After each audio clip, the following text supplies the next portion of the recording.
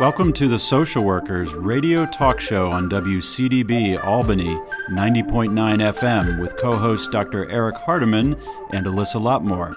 Here at the Social Workers, we address issues important to our communities with social work students, alumni, and community partners as our guests. As part of the University at Albany School of Social Welfare, we hope to take social work beyond the classroom and agency settings and directly to the public, because the public is the client. Catch us on air, online, and anytime.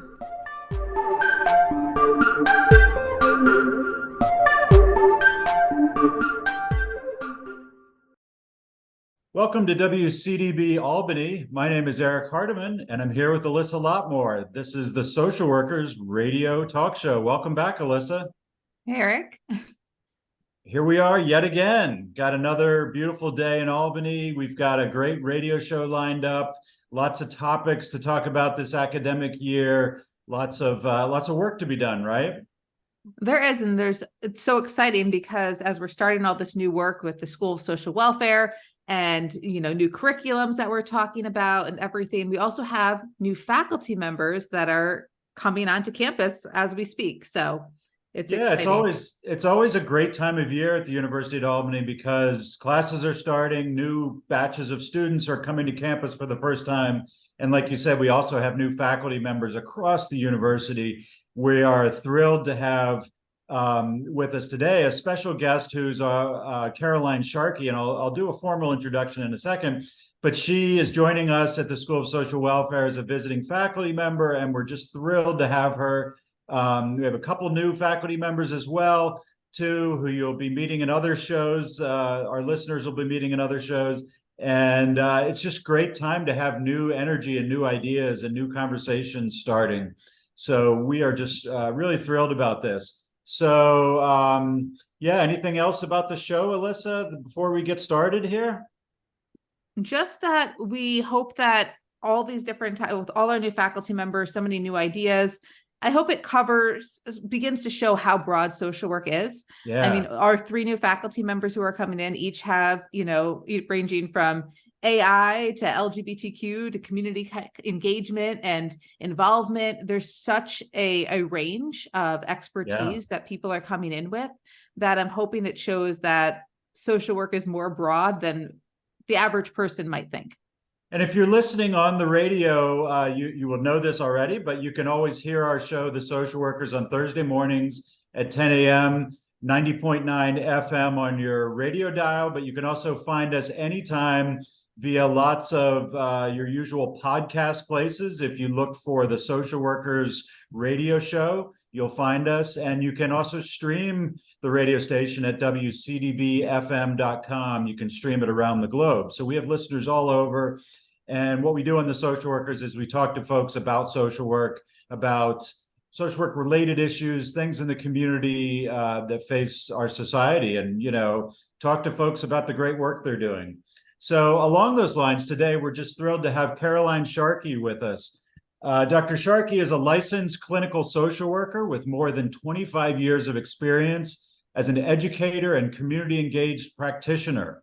Her research and scholarship centers on collective efficacy and social cohesion to mitigate community violence and school shootings, the impact of trauma and historical trauma, and to address the needs of young people in city and urban contexts. She examines the role of meso and macro-therapeutic interventions, including socially engaged art, digital storytelling, restorative practices, and youth civic engagement to foster positive youth development, empowerment, and reclamation. Her research and practice seeks to expand the roles of social workers into non-clinical and non-traditional settings. The research includes participatory action research, intersectional qualitative research, video ethnocinema, and arts-based mixed methods approaches. Caroline's work as an educator addresses curriculum violence using culturally sustaining and responsive pedagogies and trauma-informed teaching. Quite an introduction. Caroline Sharkey, welcome to the Social Workers.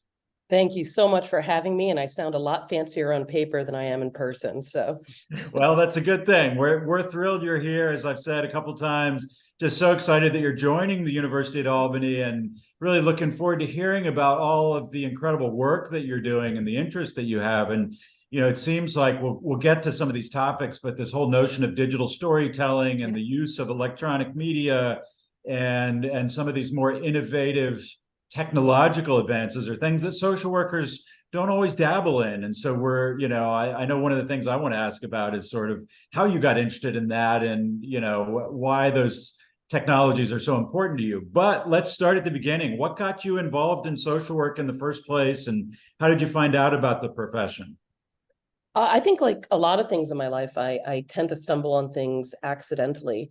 I was a longtime educator right here in Albany, as a matter of fact. I was a teacher and eventually co-director of the free school. It's now referred to as the Albany Free School. For many, many years, I stumbled into that accidentally. And while there, I found myself spending a lot of time helping families and helping students with basic resource connection, addressing issues of trauma and community violence. Found myself working with community organizations at a very deep level in the South End, where I lived and raised my kids for the better part of about 18 years.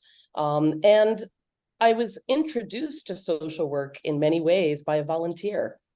Growing up, I didn't know much about social workers, and unfortunately, like some of us, had a pretty negative connotation of what social workers were, at least in the community that I grew up in. And so we tended to associate them with, child removal. And so it wasn't something I was very interested in, to say the least. But this volunteer that we had at the free school would come in and facilitate programming, spend time really witnessing what was happening. And it was a pretty curious place to witness nonetheless.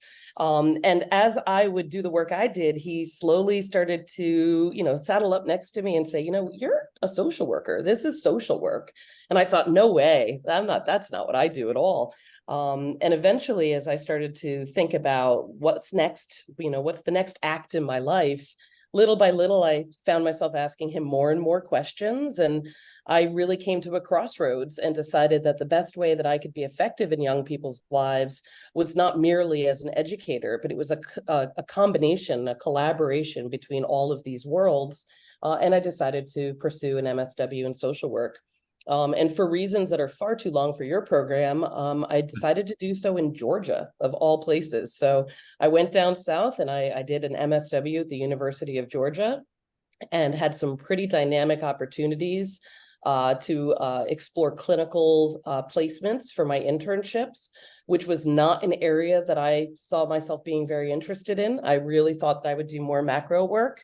And then I realized that bridging the pretty unnatural divide between micro and clinical work and macro work at the organization and community level was really important to me. And so I stretched my wings and decided to delve into more clinical domains through community mental health in community service board work in Georgia, so that I could become as skilled as possible in an area that I felt I had some room to grow. And so I remain a psychotherapist by day, a community organizer by afternoon, and an educator everywhere in between that I find the time.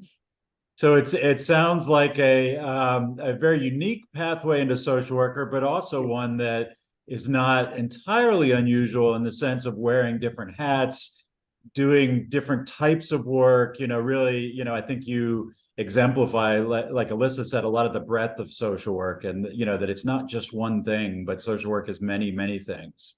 It's really what makes this profession so dynamic, and what was a huge appeal to me is that you can really diversify what you do, how you do it, and with whom you do it with. Yeah. Yeah. And you found time to get your PhD and write your dissertation. Your schedule wasn't busy enough. I squeezed it in. My friends always tease that grass never grows underneath me, and I haven't sat still in 45 years, so why bother now? So, but I did. I managed to complete a PhD. I started in 2019, and I defended in March of 2023. So it was a quick jaunt into the world of academia, but a very worthwhile one.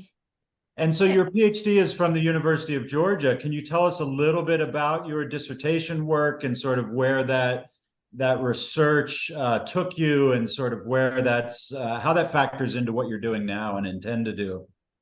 Absolutely. So my research for my dissertation, which is a big part of my long-term program of research, focuses on this idea of digital storytelling. And digital storytelling has been understood to be a clinical intervention, but I'm trying to introduce it into the meso and macro domains as an opportunity for us to bring forth the already existing and very vibrant voices and experiences of people who don't necessarily have as much airtime. So people who identify as being historically marginalized, racially essentialized, but in particular, young people. Mm. And we tend to speak for young people and about them, but we don't always spend a lot of time speaking with them.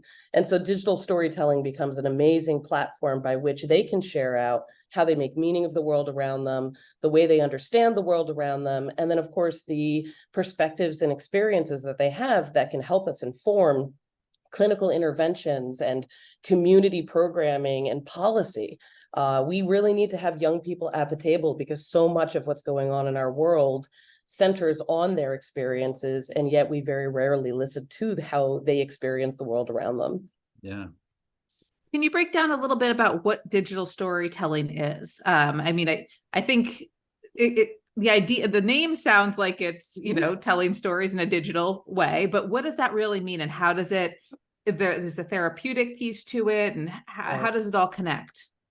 So historically, when digital storytelling is used as an intervention, particularly a clinical intervention, it's an opportunity to use video, photography, audio, and music to create maybe a 3 to 5 minute long story that might be about a part of a person's life, the community they live in, something that they've experienced. And the theory behind it is that it's a form of reclaiming a sense of self, holding some space to share out the way that you see the world, and that it can become in turn very healing to be able to speak about one's experiences.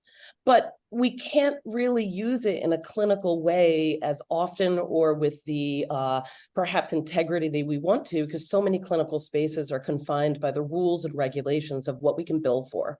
So it's starting to become used outside of that clinical domain as a transformative tool. And what I like to say is a tool of reclamation. So storying is reclamation. We've learned, particularly over the last 4 years since the pandemic, just how important digital connection is. We're bridging worlds. We are escaping from realities. We are amplifying voices. We are finding out about injustices all through digital technology. So to bring this technology to the community level and to make it as accessible and simple as, say, a TikTok or a Zoom meeting seems really second nature for us at this point. But when we ask people and invite them to hold space and to really share out what's going on in their world, it becomes a learning tool and an opportunity for every listener. And it was a really remarkable way to help with workforce development issues as well. So training young people with technological skills that can really help prepare them for the world beyond, P through 12 education in a dynamic way, because that's what's necessary in our workforce today. So there's so many ways that it's healing, whether it's from a therapeutic sense of healing, to connectivity, to the basic needs and resources, to preparing ourselves to be career ready. It's kind of an all-in-one. It's also a lot of fun. And it's much easier for me to talk with young people and say, hey, here's this opportunity for you to really just let it all hang out and tell me what's going on in your world without the traditional talk therapy model. You give them a camera, you give them a microphone, and they know what to do, and they go to town. And so it becomes this huge opportunity for us as clinicians and social workers and educators to really let go and let young people tell us where they need to go. Yeah, it's really. Is there any training? Sorry, Eric. Is there any training for them? You said that they kind of know what to do because we live in this digital society anyway with TikTok. I mean, my 10-year-old creating just different videos all the time. How'd you do that? But is there any type of other training that they might need, or how to use certain cameras, or they're just familiar with their phones? Or I'm kind of curious with the the process is to, if somebody was interested in exploring this more, what is the process or the background that someone would have to be able to put something like this together? I mean, at the basic level, the basic understanding of how to use a smartphone or how to navigate a Chromebook might be all you need to use this as an intervention. My research takes things to maybe a higher level, in the sense that I've had a really amazing opportunity to chronicle a program right here in Albany in the South End called Youth FX. And Youth FX is an organization that is devoted to working with young people, particularly young people of color, to help them learn technical skills and digital storytelling as a tool to amplify their voices. So in that setting, we take things to another level. Now, I'm going to say this with, tongue in cheek. I am not a filmmaker. I've made 4 small short films of varying levels of quality. So this was not something that I came into with a lot of knowledge about, other than the idea of what storytelling is. And I consider storytelling to be really something that I was surrounded around, very lucky and fortunate to be surrounded around my entire life. My father's a writer, my family members are amazing storytellers, and I lived in communities where sitting on the stoop meant that you're going to hear everybody's stories. So embracing that and then taking it to a technical level has been a very exciting adventure. So at Youth FX, young people are introduced to technical skills and the use of production quality camera equipment to help bolster their storytelling. And while the goal is not to make films, ultimately what they do every summer and throughout the school year is they make films. And it's about fostering community and embracing this idea that your story is more than worthwhile. It is a remarkable opportunity to nourish yourself internally, to nourish the collective that's working together with you, and then to share that out to the broader community. And that is about as dynamic as it gets. But they learn everything from how to use the cameras to editing skills. They learn how to promote their films. They learn the ins and outs of the ecosystem of filmmaking, because that has become such a broad opportunity career-wise that when these young people leave this program, they can put together a resume that is pretty darn impressive. And for that, I think that programs like this are really important, because they're multifaceted. And again, in social work, we would say that that's bridging the micro, the meso, and the macro in a lot of levels. Yeah. So storytelling, to me, there's many different angles to it, right? There's the effect that it has on the author, on the person creating the story, the person who is the focus and center of the story. But then there's, the notion of audience, and the notion of who the story is told to. And so I guess I'm wondering, for these youth who are creating films and creating digital stories, for lack of a better word, how do they find an audience? What is the mechanism for them to spread those stories and have those stories witnessed by others? This is one of the most remarkable aspects of digital media in the modern world. Is the targeting of an audience is really a byproduct of the way we used to conduct ourselves in media settings. Today's world, the audience is built in because they are the audience.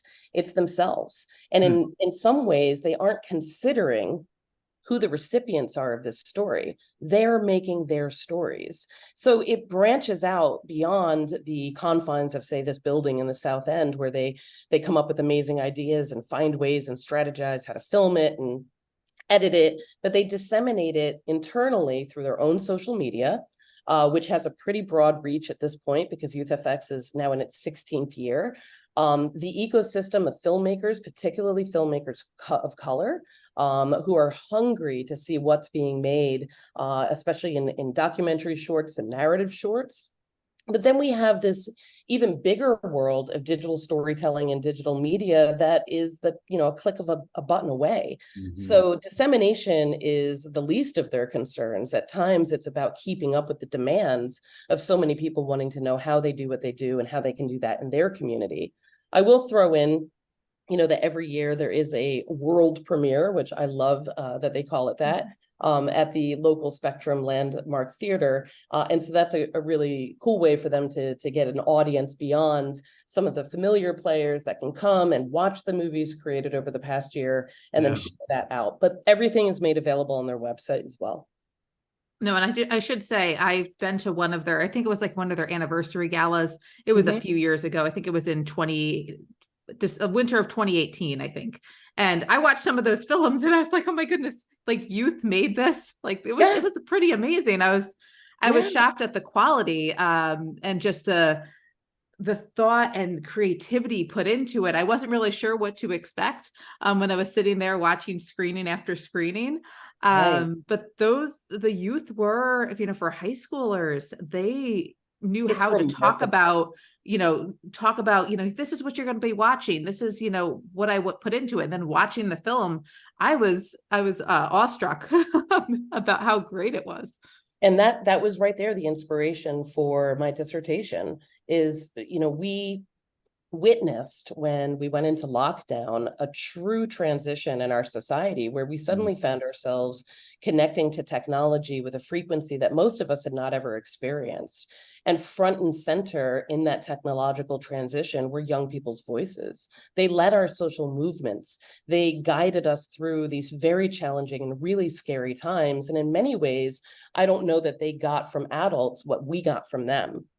So taking the time to turn the camera around and say, how do you do this and why does it matter, was a really inspiring opportunity. I consider it an honor to have been able to do any dissertation work with this group of people. But that honor was amplified even more by the fact that young people, joined me in this journey from start to finish. So it's an example of youth participatory action research where young people were not only involved in the data collection, but they were involved in every aspect of the research process from start to finish. So much so that we created a documentary ethno-cinematographic film together based on the interviews from the dissertation study. But we also created a poetry zine where we took all of the words spoken by people and turned them into hip hop lyrics and poems, what we can refer to as data poems, and published a 70-page zine that is available for electronic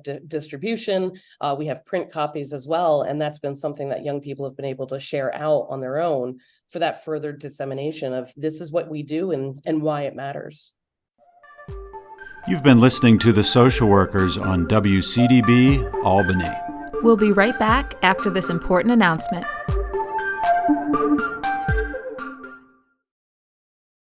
Want to make a difference and inspire social change in your community? Interested in getting involved and changing the systems that impact people's lives? Consider a degree in social work at UAlbany School of Social Welfare. We offer MSW programs that are part-time, full-time, advanced standing, 4 dual-degree MSW programs, and a PhD program. Want to learn more about our MSW programs at UAlbany? Attend an information session. Go to albany.edu/SSW to read more about our programs and see a list of upcoming information sessions. If you've just tuned in, you're listening to The Social Workers on WCDB Albany, and we're talking with Caroline Sharkey, who is a brand new visiting faculty member in the School of Social Welfare at the University of Albany. And Caroline, as we're talking about digital storytelling and Youth FX, this organization here in Albany, and we're talking about youth being empowered to tell their own stories through digital means, I'm really curious to hear you talk about the role of social work in all this. Not just social workers, but maybe social work students. What are the opportunities for folks to get involved on a social work capacity? Oh, there's so many opportunities. And I feel extremely passionate about the idea of building out more opportunities for social workers to be in non-clinical or even non-traditional settings. While that is a huge need and one that I have devoted a lot of my own professional energy to, knowing that there are community organizations, spaces and places of congregation that could benefit from the mindset that social workers can bring, particularly focusing on issues of social justice and really tying together resources and needs with the individuals of the organizations that can utilize them and make them actionable. So for social work students, it's not limiting itself to an organization, but it's thinking, how can this organization and the tools it has connect with other organizations so that we can start to really innovate ways that people can come into a space and get what they need. It also is about community. It's hard for me to believe sometimes how little many people connect to the community around them.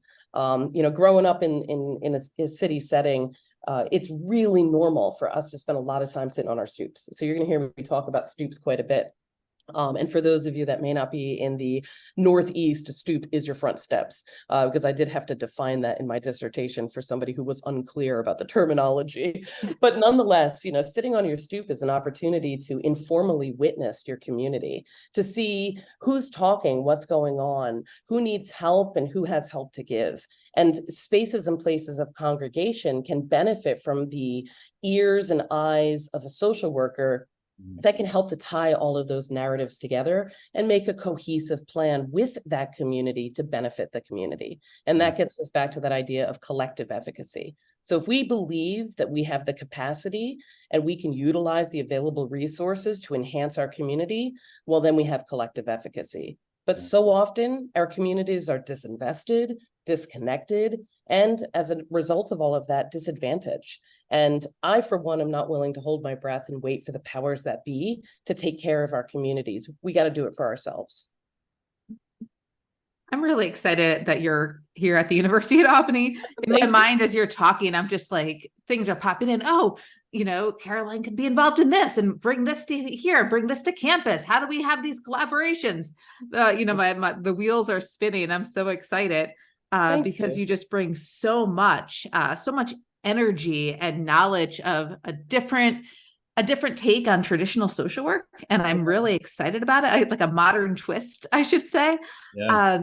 I love the community involvement. We're located on the downtown campus in Albany, and I really I would love to see us more involved and more invested, in the community to which our campus resides. And I think you can bring a lot of that through your time here to connect the community piece with the university, and how do we both help each other to move forward. Thank you. I truly appreciate that. And I'm a small part of what is a much bigger effort.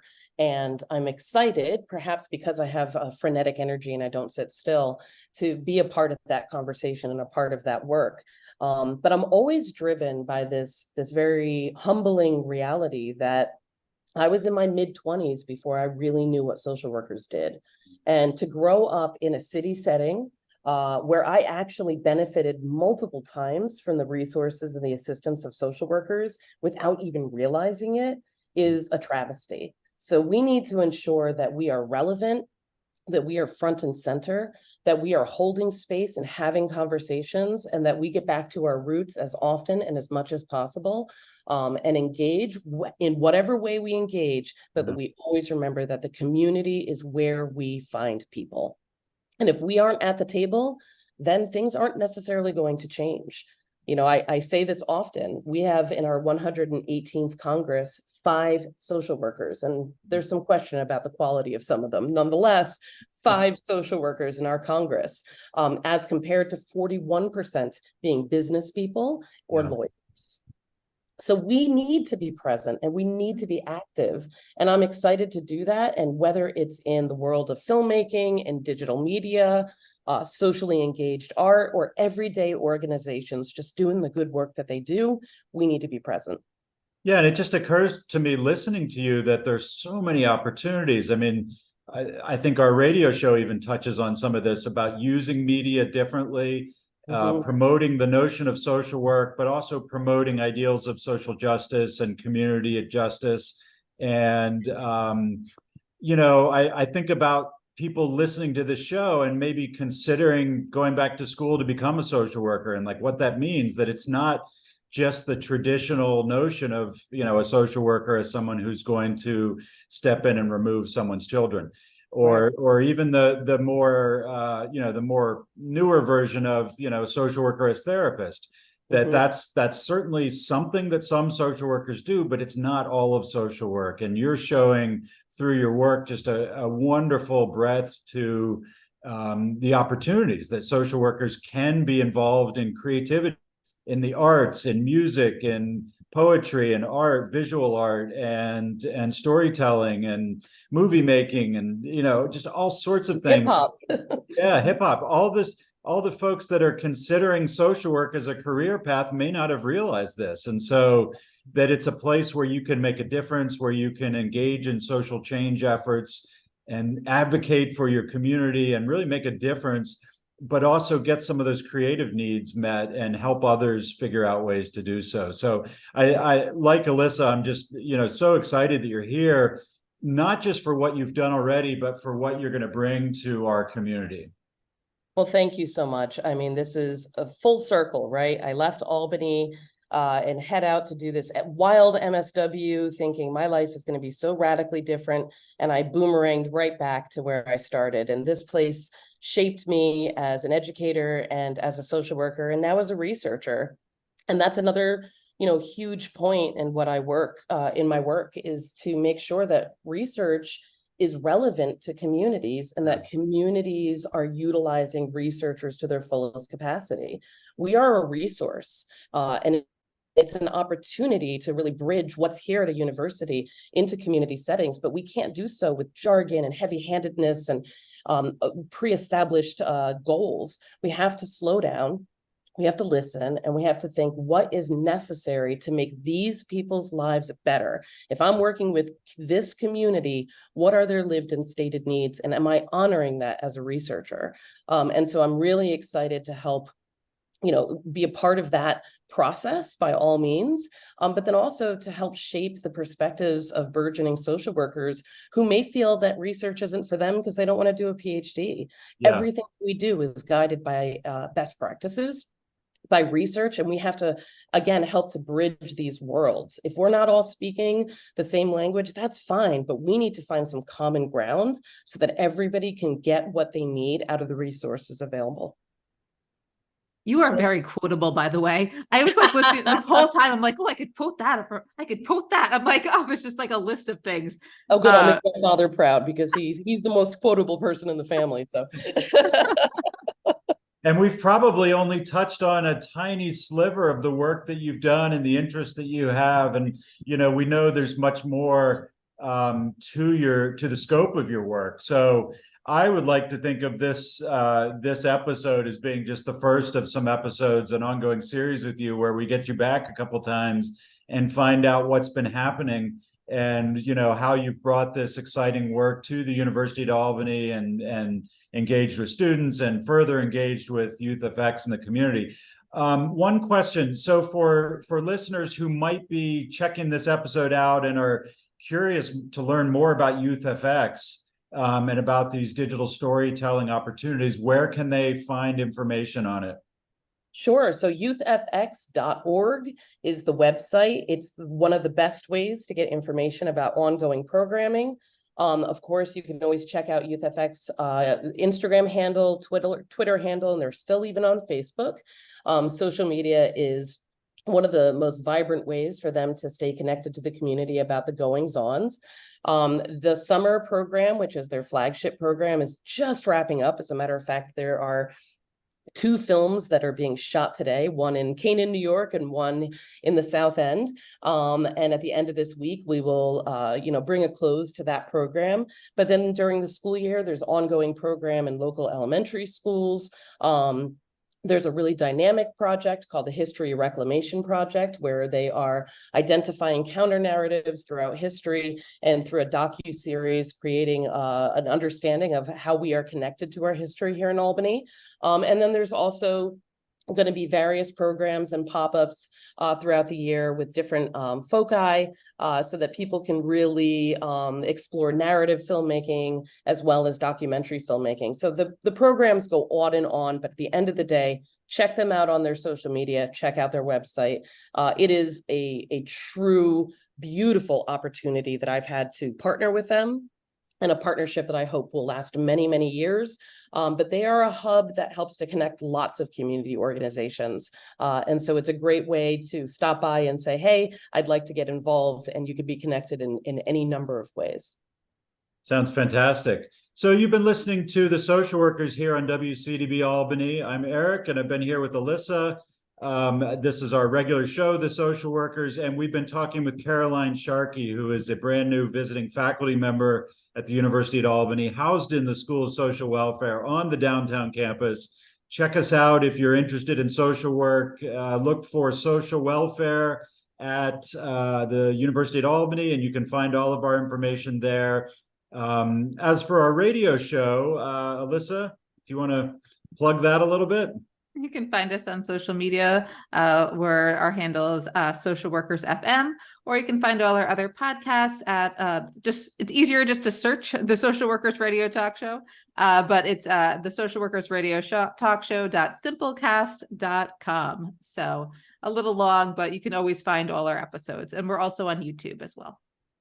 And we love to get faculty members on the show. We also love to have students on the show. And we're hoping this year that maybe students will help come up with some ideas for episodes, and students will help, co-produce the episodes, and maybe help with the interviewing too. And I think there's lots of exciting opportunities ahead for our show, The Social Workers. And this has been a really tremendous episode, Caroline. It's been great having you as a guest. Best of luck as you start the school year, and look forward to working together. Thank you so much. And I'll have to dust off my snow boots and get back into the swing of things. So I'm looking forward to it. Hard to imagine given the weather these days, but yeah. No doubt. So thanks for listening to The Social Workers on WCDB Albany.